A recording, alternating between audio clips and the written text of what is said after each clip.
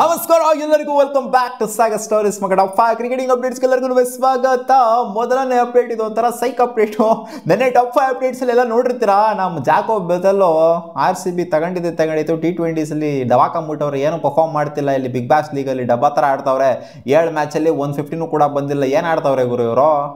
ಏನು 4 ಮ್ಯಾಚಲ್ಲಿ single digital out ಆಗಿದ್ದಾರೆ ಅಂತ ವಿಡಿಯೋ ಮಾಡಿ ಬಿಟ್ಟಿದೆ. ಇದನ್ನ ಕೇಳಿಸ್ಕೊಂಡ್ರು ಅಂತ ಕಾಣಿಸುತ್ತೆ ಜಾಕೋಬ್ ಬೆಥೆಲ್. ಏನ್ರಿ ಮೀಡಿಯಾ ನಿಮ್ದು, ಏನು ನಿಮ್ದು ಮೀಡಿಯಾ ಅಂತ ಇವತ್ತು ಉತ್ತರ ಕೊಟ್ಟಂಗಿದೆ.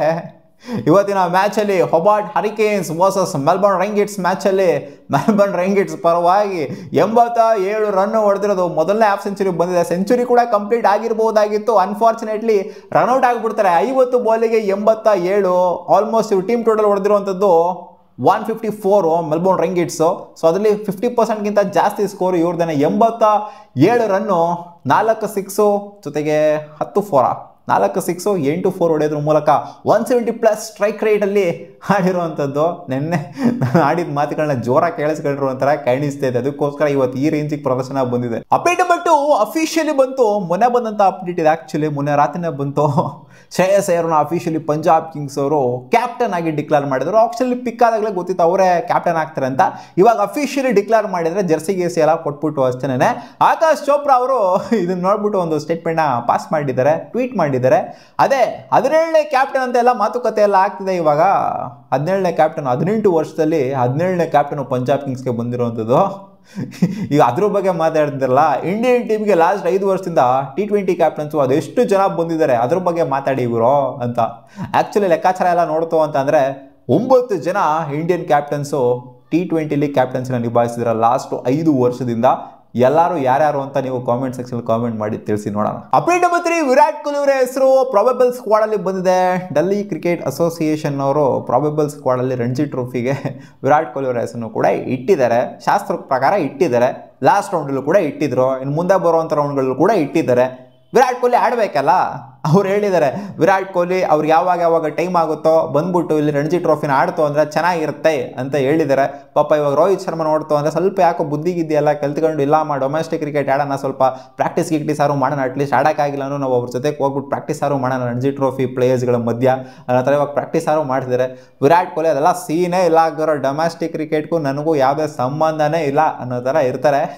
ಲಾಸ್ಟ್ ರೌಂಡಲ್ಲೂ ಕೂಡ ಇವ್ರ ಹೆಸರು ಪ್ರೊವಿಷನಲ್ ಸ್ಕ್ವಾಡಲ್ಲಿ ಇತ್ತು. ಏನು ಸ್ಕ್ವಾಡ್ ಇದು?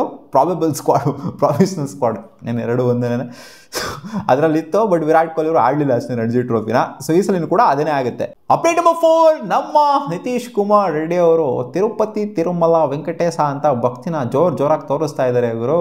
ಅದೇ ಮೊದಲನೇ ಸೆಂಚುರಿ ಬಂತಲ್ಲ ಅವರಿಗೆ ಟೆಸ್ಟ್ ಫಾರ್ಮೇಟಲ್ಲಿ.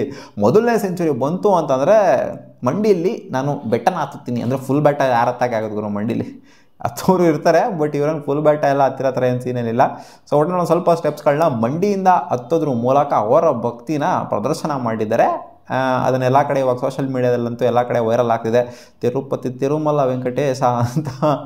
ಸೊ ಏನೋ ಅರ್ಸ್ಕೊಂಡಿದ್ರು ಅಂತ ಕಾಣಿಸೋದಕ್ಕೋಸ್ಕರ ಒಂದು ಸ್ವಲ್ಪ ಸ್ಟೆಪ್ಸ್ಗಳು ಹತ್ತಿದ್ದಾರೆ ಮಂಡಿಲಿ. ಅಪ್ಡೇಟ್ ನಂಬರ್ 5, ಜಸ್ಪ್ರೀತ್ ಬುಮ್ರಾ ಮತ್ತು ಕಪಿಲ್ ದೇವ್ ಅವರ ಕಂಪ್ಯಾರಿಸನ್ ನಡೀತಾ ಇರುತ್ತೆ. ಕಪಿಲ್ ದೇವ್ ಅವರು ಈ ಟೈಮಲ್ಲಿ ಒಂದು ಸ್ಟೇಟ್ಮೆಂಟ್ ಹಾಕ್ಬಿಟ್ಟಿದ್ದಾರೆ. ಏನು ಗುರು ಮಾತಾಡ್ತಿದ್ಯಾ ನೀನು? ನಮ್ಮ ಜನ್ರೇಷನ್ ಏನು, ಬುಮ್ರಾ ಜನ್ರೇಷನ್ ಏನು? ನಾನು ಬುಮ್ರಾನು ಒಂದೇ ತಕ್ಕಡಿಲಿ ಹಾಕೊಂಡು ತೂಗ್ತಿರಲ್ಲ, ನಿಮ್ಗೆ ಏನು ತಗೊಂಡು ಹೇಳ್ಬೇಕು, ಏನು ತಗೊಂಡು ಹಾಕ್ಬೇಕು ನಿಮಗೆ ಅನ್ನೋ ಥರ ಹೇಳಿದ್ರೆ ಒಂದು ಸ್ವಲ್ಪ ರೊಚ್ಕೆದ್ಬಿಟ್ಟೆ ಮಾತಾಡಿದ್ದಾರೆ. ಇವ್ರಿಗೆ ಬೇಸಿಕಲಿ ಕಂಪ್ಯಾರಿಸನ್ ಅಂದರೆ ಇಷ್ಟ ಆಗಿಲ್ಲ. ಹೌದು, ಕಂಪೇರ್ ಮಾಡೋಕ್ಕೆ ಹೋಗಬಾರ್ದು. ಇವ್ರ ಜನ್ರೇಷನ್ನೇ ಬೇರೆ, ಅವ್ರ ಜನ್ರೇಷನ್ನೇ ಬೇರೆ. ಇನ್ಫ್ಯಾಕ್ಟ್ ಜನ್ರೇಷನ್ ಗ್ಯಾಪ್ಸ್ಗಳೇ ಇದೆ, ಡೆಕೇಡ್ಗಳ ಗ್ಯಾಪ್ಗಳೇ ಇದೆ, ಡೆಕೇಡ್ಸ್ ಗ್ಯಾಪ್ಗಳಿದೆ. ಸೊ ಇವ್ರು ಹೇಳಿರೋದು ಇಷ್ಟು, ಇವಾಗಿನ ಜನ್ರೇಷನಲ್ಲಿ ಒಂದೇ ದಿನದಲ್ಲಿ 300 ರನ್ನೆಲ್ಲ ಹೊಡೆಯುವಂಥ ಕೆಪಬಿಲಿಟಿ ಇದೆ ಬ್ಯಾಟರ್ಸ್ಗಳಿಗೆ. ಬಟ್ ನಮ್ಮ ಜನ್ರೇಷನಲ್ಲಿ ಆ ಥರ ಇಲ್ಲ. ಗೇಮ್ ಪ್ಲಾನೇ ಬೇರೆ ಥರ ಇತ್ತು, ಇವಾಗಿನ ಗೇಮ್ ಪ್ಲಾನೇ ಬೇರೆ ಥರ ಇದೆ.